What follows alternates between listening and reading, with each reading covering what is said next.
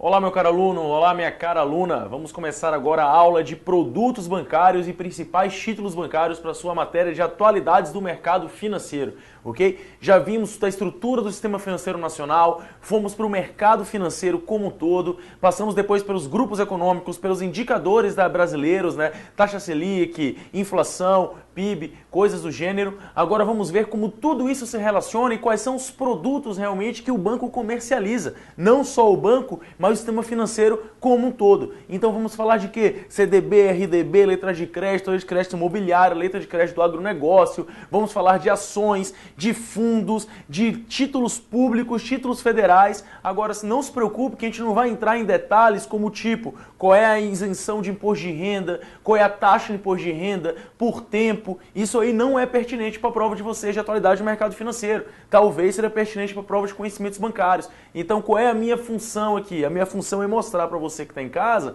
apenas o básico mesmo, mostrar como é que funciona cada produto e suas principais peculiaridades, tá ok? Questões como incidência de OF, questões como incidência de IR retido na fonte, IR para pessoa física, pessoa jurídica, essa parte assim mais numerológica, assim, a gente não vai entrar aqui nessa aula, beleza? Então vamos só passar mesmo aí pelos produtos. Então vamos comigo aqui. O primeiro que a gente vai falar é a nossa famosa caderneta de poupança. E o que é bom falar sobre ela? Primeiro, é o produto mais popular, né? O Brasil ele ainda não tem uma tradição de investir no mercado acionário tão consolidada. Isso está começando a aparecer, diferente de países como Estados Unidos, como o Japão, que a renda fixa e a poupança são praticamente inexistentes, porque rendem muito pouco. Ainda o Brasil tendo um rendimento da poupança em torno médio de 6% ao ano, ainda é um rendimento bom se comparado ao resto do mundo, né?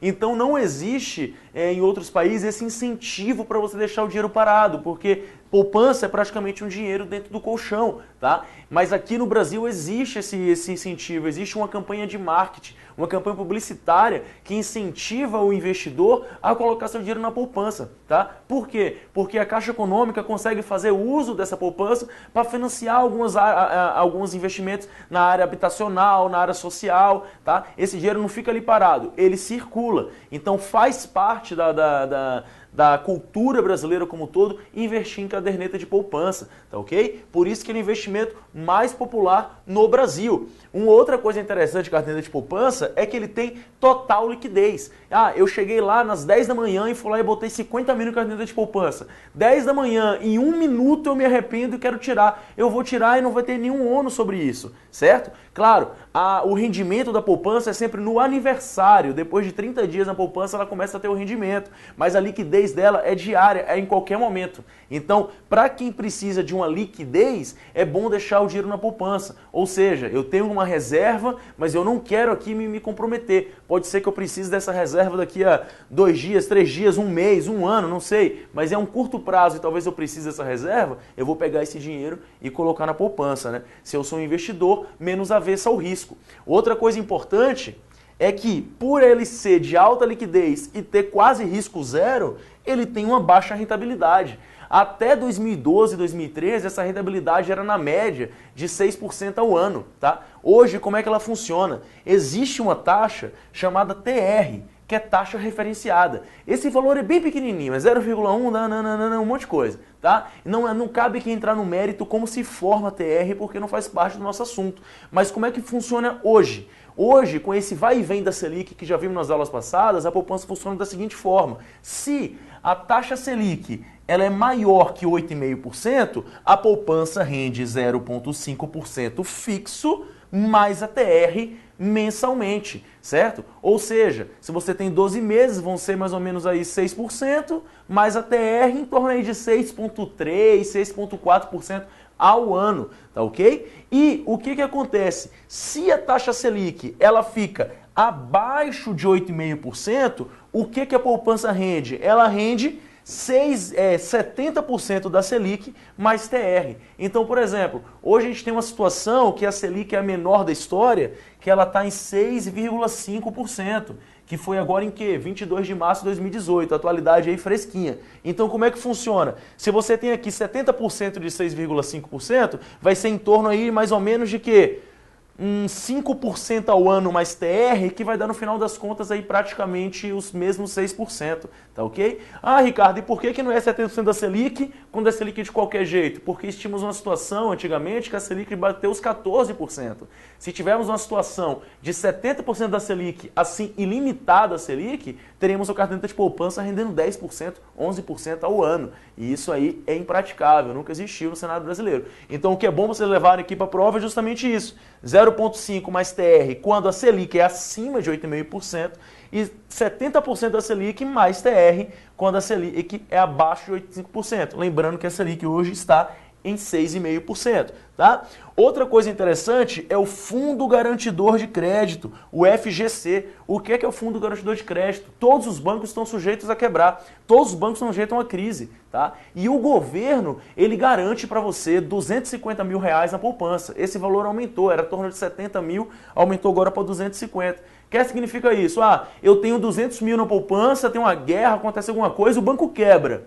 O governo vai lá e vai me pagar esses 200 mil. Ah, eu tenho 1 milhão na poupança e o banco quebra. Azar seu. 750 mil vai pra puta que pariu e você fica aí com 250 mil, que é o que o governo te paga. O governo paga pra você, ele garante um crédito de até 250 mil. Isso serve para qualquer título de renda fixa atrelada a banco. Tá? Então CDB, RDB, letras de crédito, letra de crédito imobiliária, letra de crédito de agronegócio, também eles funcionam com o FGC. Tá ok? Então é um dado importante. E por último, a caderneta de poupança é isenta de R para pessoas físicas, tá? Pessoa jurídica já é outro sistema que não interessa aqui para a gente entrar, mas para a pessoa física, que é o que realmente interessa para nós, ela é isenta de imposto de renda. Então você não vai ter nenhum ônus sobre isso. Lembrando que todos os títulos que existe imposto de renda, esse imposto de renda é sobre o rendimento, não é sobre o montante total, é sobre o rendimento. Botei 1 milhão, rendeu 1 milhão e 5 mil depois de, sei lá, um mês,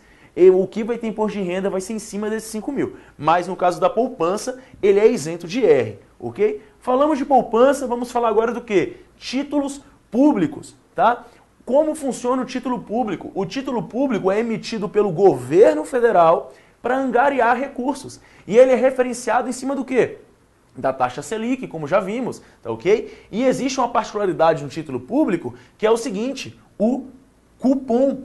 E o que é o cupom? O cupom significa uma modalidade que você ganha juros periódicos. Então, se você adquire um título público com cupom, você vai receber o valor do título público no vencimento e durante esse vencimento você vai receber juros periódicos. Ah, então o melhor negócio? Depende. Normalmente os títulos com cupom têm uma menor rentabilidade final. Você vai recebendo aí periodicamente, mas tem uma menor rentabilidade final, certo? Os títulos públicos, eles têm longuíssimo prazo. Então você vê título público aí de 20 anos, de 10 anos, de 12 anos, de 15 anos, tá?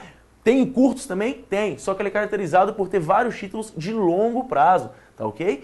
E quais são os títulos públicos que existem? O sem cupom, isso aqui é mais para ilustrar, não precisa decorar. Se vier isso para você na prova, vai vir enunciado da questão. Então você que está em casa, não se preocupe com isso. Quais são os títulos sem cupom? Letra financeira do Tesouro, LFT, que ele é um título pós-fixado. Como assim pós-fixado? Ele é atrelado, por exemplo, à taxa Selic. Se a taxa Selic agora tiver 15%, nesse momento ele vai rendendo 15%. Se daqui a um ano virar 10%, vai ser recalculado essa rentabilidade. Então, títulos pós-fixados são vantajosos em um momento de tendência de alta na Selic. Ou seja, hoje a Selic está 6,5%. Talvez um título pós-fixado seja vantajoso, porque você compra ele hoje a 6,5% de rentabilidade e temos uma tendência de alta na Selic. Então, isso pode se tornar mais vantajoso para o investidor, tá? Já o pré-fixado é para aquela pessoa que é totalmente avessa a risco, não quer saber de nada de risco. Ou seja, você vai comprar um título público, que no caso é o LTN, que é o pré-fixado, ele vai te falar o seguinte, no vencimento ele vai render 12%. Faça chuva, faça sol, pode estourar o mundo, no vencimento ele rende 12%. Tá ok? Isso é bom em quê? Em um cenário que você tem uma queda, né, da rentabilidade. Você compra ele a 12%, digamos, e um ano depois ele está a 6%. E o outro é o NTB principal. E realmente o nome é esse, NTNB principal. Qual é a diferença do NTNB principal para o NTNB sem ser o principal? Porque o principal, ele é sem cupom e o NTNB, ele é com cupom. E como é que funciona o NTN-B? Ele é juros, que é a taxa Selic, mais a inflação do período, tá? E, ou seja, na verdade, juros taxa Selic não, ele é a inflação do período mais um juros pré-determinado. Então ele vai falar o seguinte, você vai ter uma rentabilidade da inflação mais 2%. Então faça chuva, faça sol, você sabe o quê? Que você vai ter um ganho real nesse seu título. Mas aí temos um problema. Agora, no ano passado mesmo, tivemos uma inflação de 2%. Então se alguém investiu em NTN-B, vai ter uma rentabilidade ali de uns jurinhos, que normalmente é 1 ou 2%, mais uma inflação que foi ínfima. Então, na realidade, tem um rendimento ainda menor do que a poupança, tá? Então, tudo isso é importante você estar olhando o seu investimento.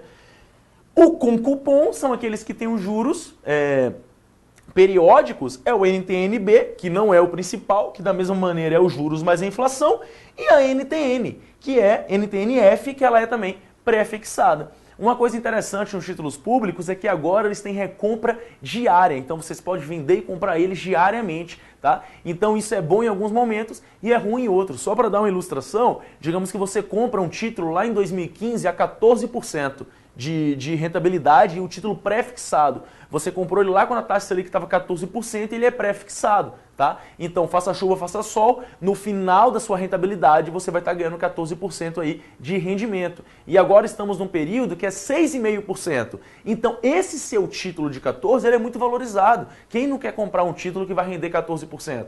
Mas ele vai vencer só daqui a 8 anos, não tem problema. Você pode negociá-lo, né? E você consegue uma rentabilidade até maior. Ou seja, eu vou ter um spread, eu vou ter um ágio, vou ganhar uma grana para passar esse título bom lá de trás para uma outra pessoa. Tá? Então essa compra e recompra de títulos públicos ela pode ser feita atualmente. Lembrando que são títulos também garantidos pelo Fundo Garantidor de Crédito, 250 mil, são títulos com pouquíssimo risco, tá? O governo ainda costuma honrar seus compromissos com o investidor, tá? No momento que ele não honrar mais, existe uma quebra, uma falta de confiança tremenda de legitimidade e governabilidade, né? E são produtos que eles têm imposto de renda, tá? Então, no título público, você tem aí sobre o rendimento a incidência de imposto de renda, beleza? Acabamos os títulos públicos, vamos falar do último investimento agora de renda fixa antes de entrar no investimento de renda variável. E quais são os investimentos de renda fixa? Eu coloquei aqui dessa forma, CDB, RDB, LC, LCI e LCA. Por que eu coloquei todos eles assim seguidos? Justamente porque eles são muito parecidos, são muito similares, tá ok? Então, por exemplo, qual é a grande diferença? Primeiro, todos eles são de renda fixa, tá? Nenhum deles é de renda variável. Se são renda fixa, eles são atrelados normalmente à taxa Selic. Então, eles são atrelados à taxa Selic. Então, você tem que saber a diferença apenas de um para o outro, que isso pode cair em prova. Inclusive, já caiu LCI e LCA na prova de vocês, tá ok? Então, olha só, basicamente qual é a diferença? É sobre o emissor. O que seria o CDB? CDB é Certificado de Depósito Bancário. Ele é um título de renda física emitido por bancos, né?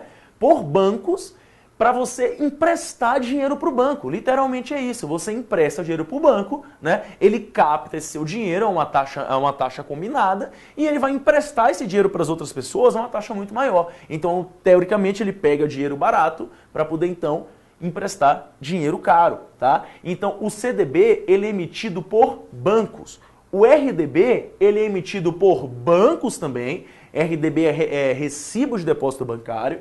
Ele é emitido por bancos, cooperativas e sociedades de crédito. Enquanto o CDB é só por bancos, o RDB é por bancos, cooperativas e sociedades de crédito, tá ok? E o LC, que é a letra de crédito, ela é emitida por financeiras, certo? Então essa é a diferença desses três, é quanto ao emissor. Qual é a outra diferença? O CDB e o LC permitem resgate antes do prazo. O RDB não. O RDB é apenas no fim do prazo que ele permite resgate. Em qualquer situação? Não. Em situações excepcionais, a critério da instituição financeira que te emitiu o recibo de depósito bancário, você pode resgatar esse título antes do prazo. Mas, em regra, você não pode. Ou seja, investir no RDB com vencimento de 60 meses. Infelizmente, só daqui a 60 meses você vai tirar esse dinheiro. Mas aconteceu um problema enorme, tem que tirar esse dinheiro agora. Paciência. certo? Já no CDB e no LC, em regra, permite esse resgate. Mas a instituição financeira pode falar o seguinte, esse tipo de CDB, por ter uma rentabilidade maior, por exemplo, 120% do CDI, que é uma taxa atrelada à taxa Selic, né, ele não vai poder ter resgate antes do prazo. Se você for lá e contratar, paciência, vai ter que esperar o prazo acabar, tá? Mas em regra, CDB e LC permitem resgate e o RDB apenas no fim do prazo. Lembrando que todos esses títulos incidem imposto de renda, tá? Não aqui cabe nos dizer qual é a taxa, né? Que é 22,5%, 20%, 17,5% até 15%, dependendo do prazo, mas aqui não é interessante para o nosso estudo, tá ok? E por fim, temos LCI e LCA. Qual é a principal diferença desses dois para todos esses aqui? É que esses são isentos de imposto de renda.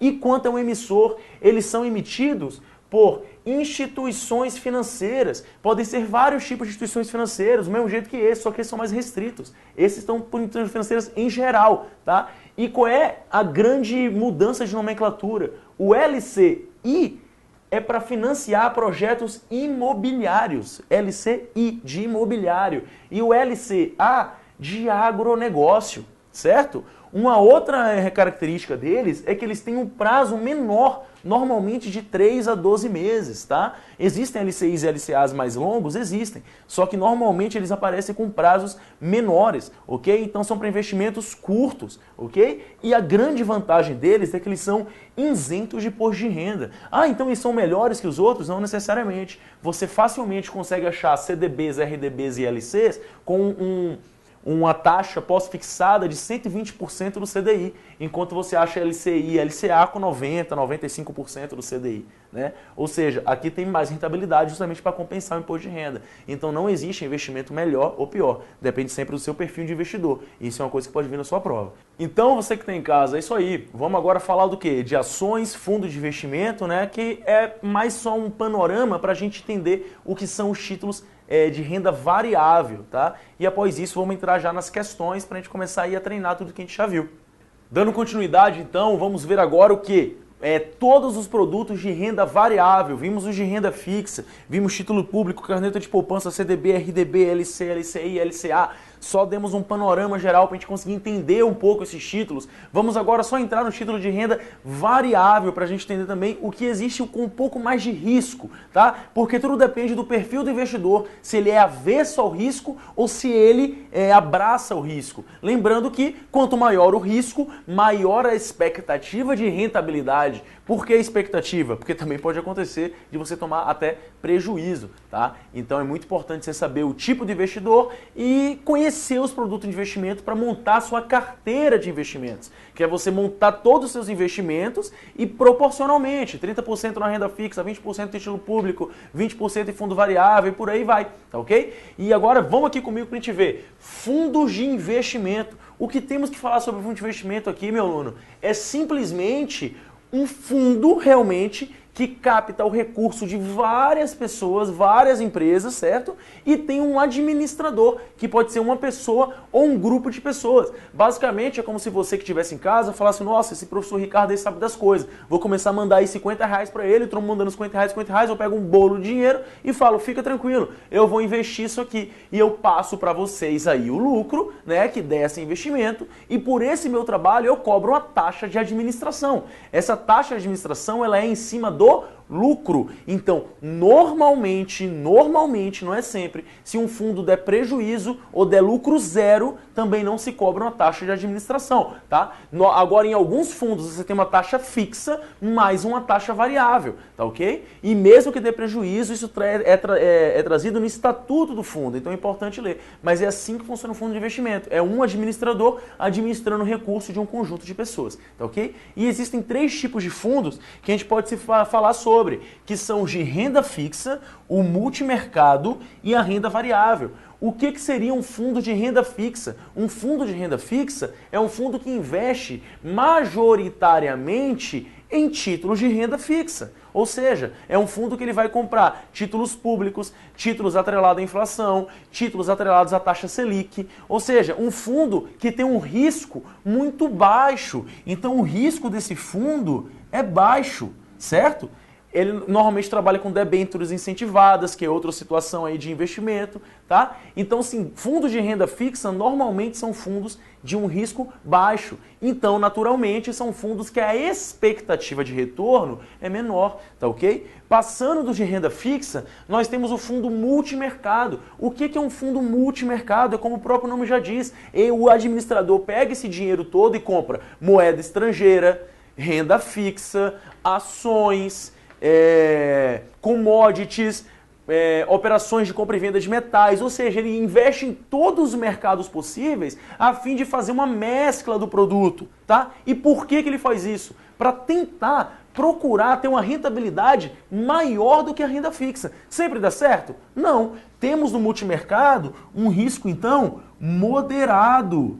Certo, meu aluno e minha aluna? Um risco moderado no fundo multimercado. O que é que significa isso? A expectativa de retorno ela é moderadamente maior do que a renda fixa, porém menor do que a renda variável. Mas é esse o conceito de fundo multimercado. Ele trabalha em todos os tipos de investimento. Ah, todos sem faltar um não. Ele pode trabalhar em todo tipo de investimento. Fica a critério do administrador do fundo. Ah, o administrador do fundo vê que está um péssimo momento para você comprar moeda estrangeira. Tem gente que investe só em moeda, compra em ien japonês, compra euro, compra libra, compra dólar e fica trabalhando nessa cotação. E ele vê que está um péssimo momento para isso. Ele é obrigado a comprar? Não, ele vai pegar e vai comprar outras coisas. Mas pelo estatuto do fundo ele é permitido a trabalhar com todos esses produtos, tá ok? E por último, temos a renda variável. O que seria isso? São normalmente fundos de ações ou então de produtos que têm uma variação, uma volatilidade muito grande, certo? Alguns metais preciosos,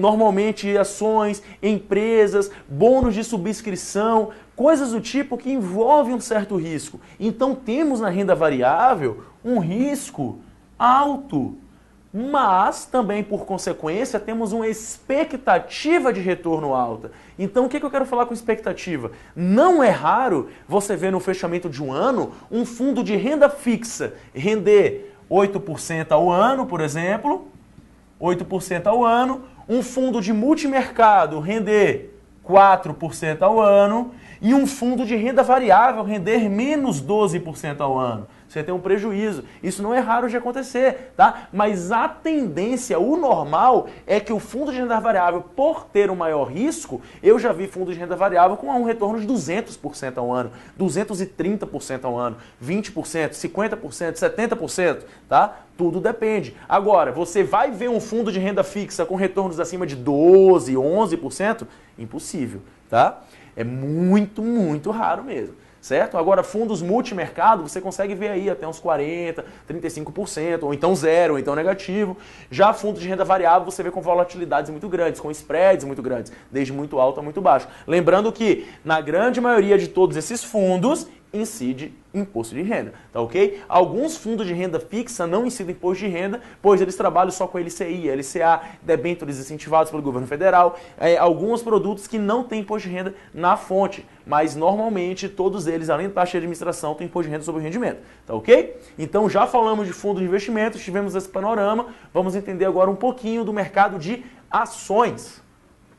Então, meu aluno e minha aluna que está em casa, o que eu tenho que falar para vocês de ações? Como eu já disse, não vou falar para vocês de IOF, de o número de imposto de renda, valor de imposto de renda, de taxação, isso não é interessante para a gente, tá? O que a gente vai ver aqui é o básico, é o conceito. E a primeira coisa que a gente vai ver é sobre a negociação. E como é que funciona a negociação da ação? Ela pode ser uma negociação normal. O que seria uma negociação normal? Você compra a ação hoje ou para se manter sócio da empresa por um tempo, ou para vender daqui a um tempo, para especular, tá? Uma negociação normal. Ou ela pode ser em day trade. Day trade, como é que funciona? É você trabalhar em cima do pregão. Basicamente, é você comprar e vender a ação no mesmo dia. Um intervalo de minutos, de 15 minutos, 30 minutos, 1 hora. É você comprar uma ação de manhã, vender ela meia hora depois, e já comprar outra, e já vender, e já comprar uma outra, e já vender, e fazer isso durante o dia. Nem precisa dizer que o day trade ele envolve um grau de risco muito elevado. Então existem cursos para isso, não é qualquer um que pode se inventar de chegar lá no home broker e fazer um day trade.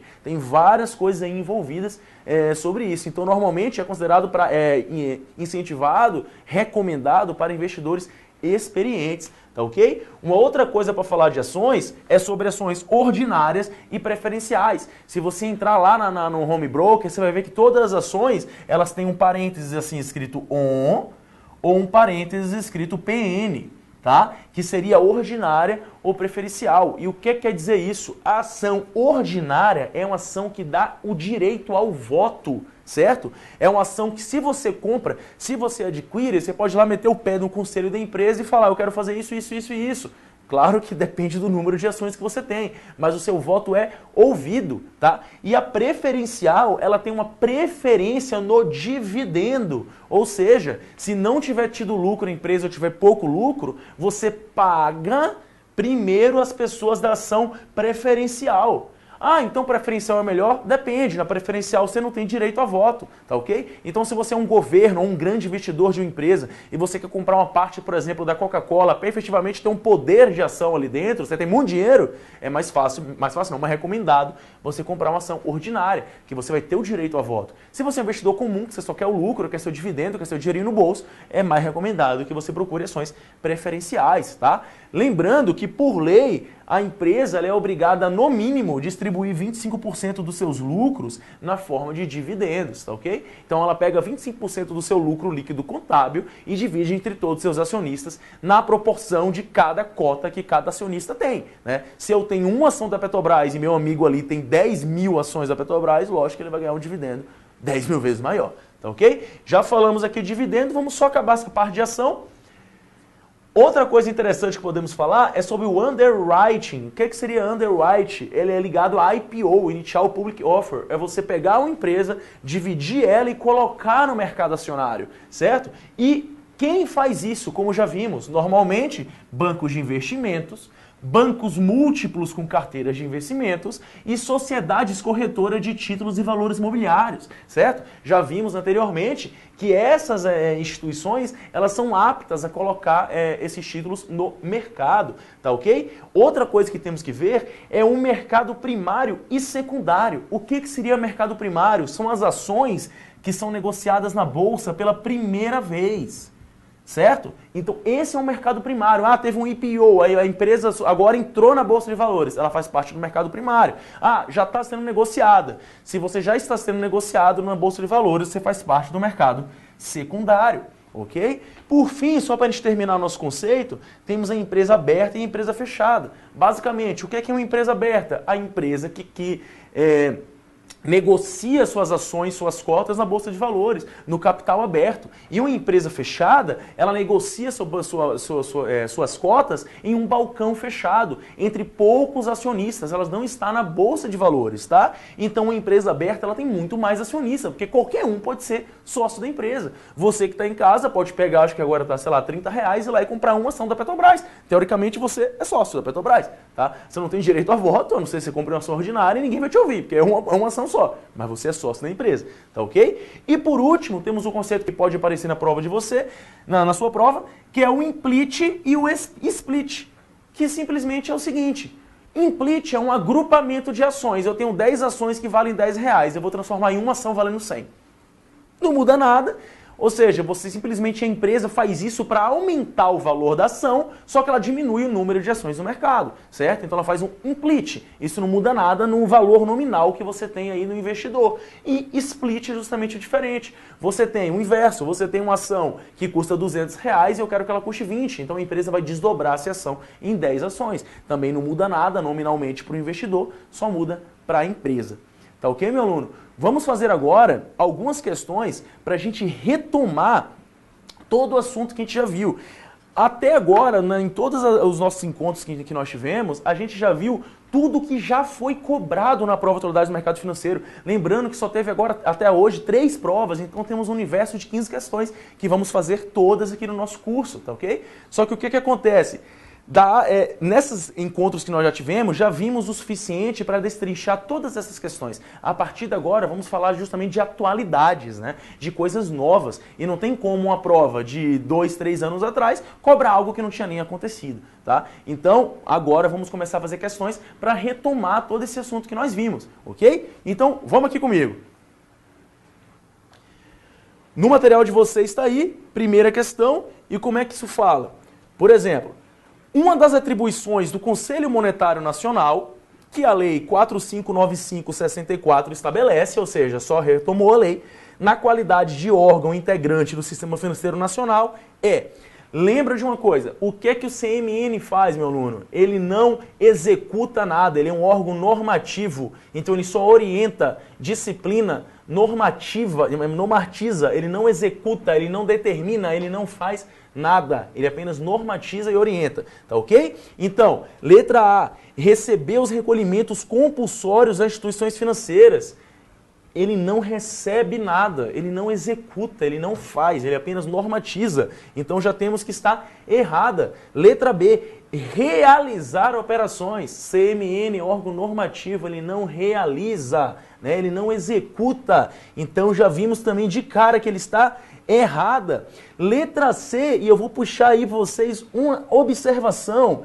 E a letra C, ela é um pouquinho polêmica, já vou falar por quê, vou deixar aqui por enquanto. Letra D, executar os serviços de meio circulante. Não executa, apenas normatiza, orienta. Então letra D também não é. E letra E, orientar a aplicação dos recursos das instituições financeiras. Ok. E por que a C é polêmica? Então já vimos o quê?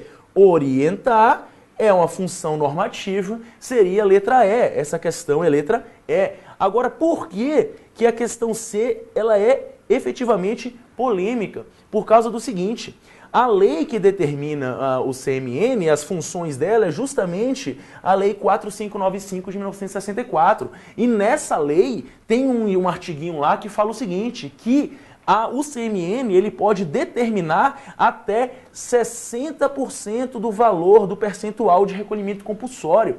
Mas lá na década de 80 veio uma outra lei que falou que isso virou uma atribuição do Bacen, do Banco Central, que determinar é uma atribuição do Bacen. Porém, entretanto, contudo, todavia, não foi revogada a lei do CMN. Tá ok? Então, a prova, ela preferiu usar a coisa mais atual, o posicionamento mais atual, e botou uma questão que estaria mais certa, digamos, né? Agora, essa questão era passível de recurso, inclusive houveram bastante recursos, tá? Porque ela tem duas respostas, pode ser questão E ou questão C. Agora, a mais certa é E, porque a C é uma atribuição do Banco Central, porém, não foi revogada explicitamente na lei de 64 das funções do CMN. Então ficou esse imbróglio aí jurídico nessa questão. Mas, como que você olha uma questão dessa e resolve? Lembra, um órgão normativo, ele não realiza, não executa, não determina, não administra, ele faz o quê? Ele regula, regulamenta, normatiza e orienta, tá? Então, entender o que ele faz, você ia conseguir aqui marcar a letra E, tá ok? Vamos passar para frente, então, para mais uma questão. Em termos teóricos, pode ser conferidas ao Banco Central, ou seja, o Banco Central é um órgão que executa, é uma entidade supervisora do Sistema Financeiro Nacional, diversas atribuições, destacando-se entre elas ser o banco dos bancos, único banco emissor ou banqueiro do governo. Olha quanta coisa bonita esse Banco Central faz, não é verdade? Sobre o enfoque de banqueiro do governo, o Banco Central deve ser o financiador das obras de infraestrutura? Não, já vimos que um dos órgãos que financia obras de infraestruturas é a Caixa Econômica, ou o próprio governo, certo? No Banco Central ele não tem essa função de financiar obras de infraestrutura, ele tem uma função de executar coisas relacionadas ao mercado, às instituições financeiras, ele é o banco dos bancos, então não tem nada a ver. B, emprestador de dinheiro para obras de fomento. Gente, fomento é desenvolvimento, não é função do Banco Central chegar e falar o seguinte, nossa, a transposição do Rio São Francisco, meu Deus do céu, temos que fazer isso, o que é que a gente faz? Vamos pegar e emprestar dinheiro lá para o governo do Nordeste, ou então aqui a usina Itaipu, para o governo do Sul. Não faz parte do Banco Central isso, tá? Isso é BNDES, Banco Nacional de Desenvolvimento, tá? Isso não faz parte do Banco Central. O Banco Central é o banco dos bancos, o banqueiro do governo. Vamos à letra C, centralizador de caixa do governo. Uma mata, né? O que é que isso quer dizer? Que todo o recolhimento compulsório, todo o dinheiro do governo, ele é centralizado aonde? Onde é a conta do governo, onde é a conta corrente do governo? É no Banco Central, é a conta corrente do governo. Certo? Então já vimos aqui o porquê que é a letra C. Letra D, detentor do monopólio de órgão arrecadador. Não. Você quando paga uma conta, paga alguma coisa, você quando paga um tributo, vários bancos arrecadam. Esses bancos depois transferem isso para o Banco Central. Mas quem arrecada não é o Banco Central, certo? E letra E, detentor do monopólio da distribuição. Meu Deus do céu, né, gente? Quando você vai tirar dinheiro, fazer alguma coisa, você vai no Banco Central? Você não vai no Banco Central, né? Você vai em outros bancos, você distribui de outras maneiras. Então, o que é o Banco Central? É o banco dos bancos, o único banco emissor, o banqueiro do governo, o centralizador de caixa do governo. Tá ok? Vamos para a última questão aqui então, gente. Questão 3. No sistema financeiro nacional, sob o enfoque da dinâmica do mercado, o elemento técnico-conceitual referente à parte da economia que acompanha o comportamento dos salários e do poder de compra do salário da população. Olha que questão complexa, olha que coisa absurda. É você pegar um assunto, não é exato. Olha como a atualidade do mercado financeiro pode cair tudo que você imaginar. Ele não é exato, ele usou mais uma questão de lógica. Nos batemos com a questão dessa. Olhamos aqui, SFN, mas não vimos entidade normativa, nem supervisora, nem operadora. E agora? O que é que a gente faz? Joga a prova fora? Não, vamos ter calma. O que é que a gente pode aqui filtrar? Dinâmica do mercado, elemento técnico conceitual, comportamento de salário e do poder de compra da população. Vamos bater o olho nas questões. O que é que parece mais ligado a comportamento do salário e poder de compra? Política fiscal? Não. Política fiscal ele dá com impostos, não tem nada a ver com salário e poder de compra. Política de preços? Pode ser. Pode ser política de preços. Deixa ela marcada aqui. Tá? Tirar até esse xizinho aqui. Deixa ela marcada aqui. Pode ser. Inflação? Não. Inflação é uma coisa governamental. Não está ligado aí ao salário da população. Se fosse só o poder de compra, tudo bem. Mas ao salário da população, não. Política de rendas? Pode ser também. Taxa de juros também não, é uma coisa governamental, não tem nada a ver. E agora vamos aqui para o que a questão fala. Dinâmica do mercado, comportamento do salário e poder de compra, ele fala da política de renda da população ou da de preço?